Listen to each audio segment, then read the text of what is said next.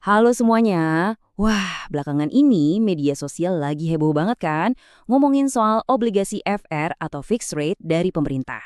Ada yang bilang ini instrumen investasi jadul, bahkan ada yang lebih nusuk lagi ngomongnya. Nah yuk kita bedah tuntas topik ini bareng-bareng. Oke, kita langsung aja ya masuk ke pusat kontroversinya. Gara-gara satu pernyataan ini nih, banyak banget investor, apalagi yang baru mulai, jadi bingung dan ya, jadi ragu. Jadi pertanyaannya gini, beneran nih obligasi itu cuma buat investor yang bodoh? Klaimnya kan gitu, provokatif banget. Tapi apa iya sesimpel itu? Atau jangan-jangan kita cuma ngelihat dari satu sisi doang? Nah, ini dia nih kutipan yang viral itu, yang bikin perdebatan jadi panas di mana-mana. Tapi tahan dulu, sebelum kita ikutan ke bawah emosi, gimana kalau kita intip dulu orang-orang terkaya di dunia itu sebenarnya ngapain sih sama uang mereka? Jadi gini, di dunia investasi itu selalu ada trade-off ya kan? Ada yang risikonya tinggi, imbal hasilnya juga tinggi. Contohnya, saham, kripto, yang bisa ngasih untung puluhan bahkan ratusan persen. Wow, tapi risikonya juga ngeri-ngeri sedap. Nah, di sisi lain ada obligasi pemerintah. Fokusnya itu beda banget. Dia nyari stabilitas. Jadi ini bukan soal mana yang bagus, mana yang jelek, tapi lebih ke tujuan investasimu apa. Sekarang coba deh kita geser sedikit cara pandangnya. Gimana kalau kita ngelihat obligasi itu bukan alat buat jadi kaya, tapi alat buat tetap kaya? Nah, ini dia rahasianya para investor legendaris dan orang-orang super kaya. Coba lihat ini. Portofolio All Weather punya Ray Dalio, seorang investor legendaris. Lihat deh, 55%, lebih dari setengah portofolionya yang terkenal super tangguh itu, isinya obligasi pemerintah. Gila kan? Dan bukan cuma dia loh, Warren Buffett juga sama, triliunan rupiah dia taruh di obligasi. Pertanyaannya, apa mereka semua bodoh? Kayaknya nggak deh. Soalnya gini, buat mereka yang udah di puncak gunung, prioritasnya itu bukan lagi gimana caranya manjat lebih tinggi, tapi gimana caranya supaya nggak kepleset dan jatuh. Poin paling pentingnya itu menjaga modal yang udah triliunan itu. Itu jauh lebih penting dari ngejar untung gila-gilaan. Nah, obligasi ini ngasih mereka arus kas yang stabil dan ya, peace of mind. Sesuatu yang nggak bisa dibeli pakai uang. Jadi penasaran kan, sebenarnya apa sih obligasi ini? Kok bisa jadi andalannya para miliarder?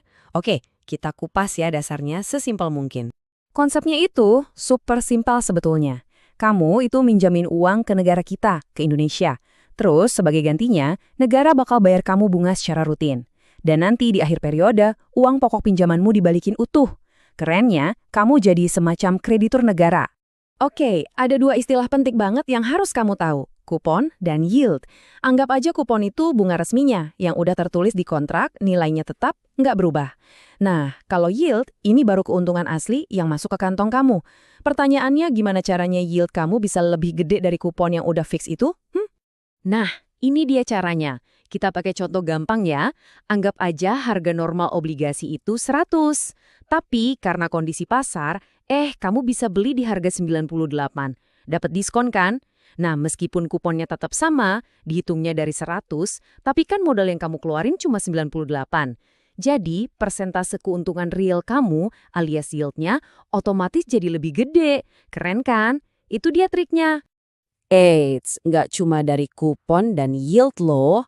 Ada cara kedua buat dapat untung. Namanya capital gain.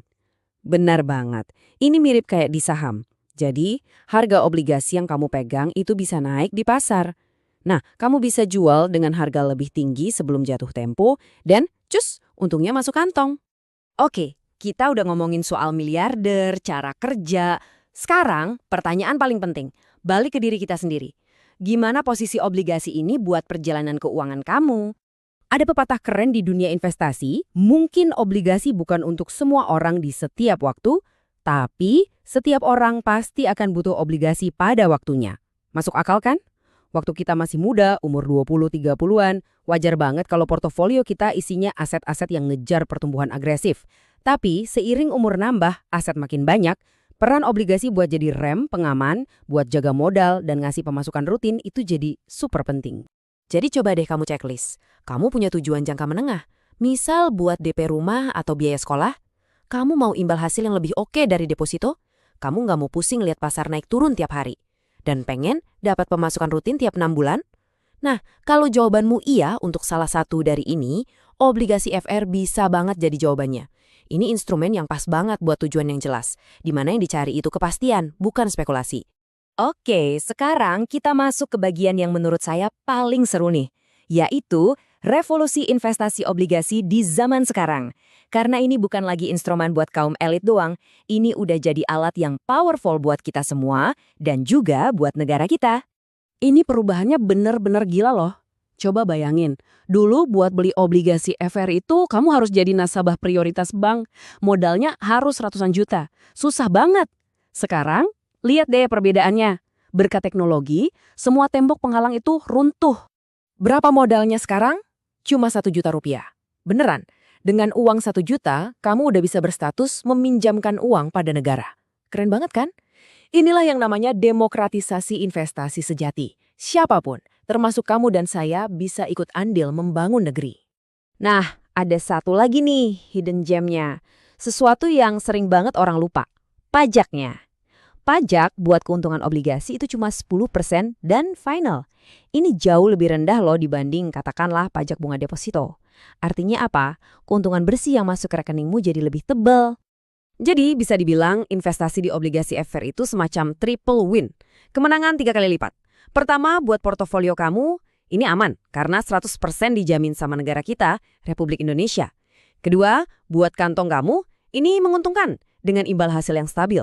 Dan yang ketiga, buat negara kita, ini patriotik karena secara langsung uang kita itu ikut membiayai pembangunan. Keren banget. Pada akhirnya, semuanya balik lagi ke pertanyaan ini. Gak ada yang namanya investasi baik atau buruk. Yang ada cuma investasi yang cocok atau nggak cocok sama tujuanmu. Jadi coba deh tanya ke diri sendiri baik-baik. Apa sih yang lagi kamu bangun sekarang? Apakah cuma sekedar tiket lotre, berharap menang besar dalam semalam? Atau kamu lagi membangun sebuah benteng keuangan yang kokoh, yang kuat, yang tahan guncangan? Jawabannya ada di tanganmu sendiri.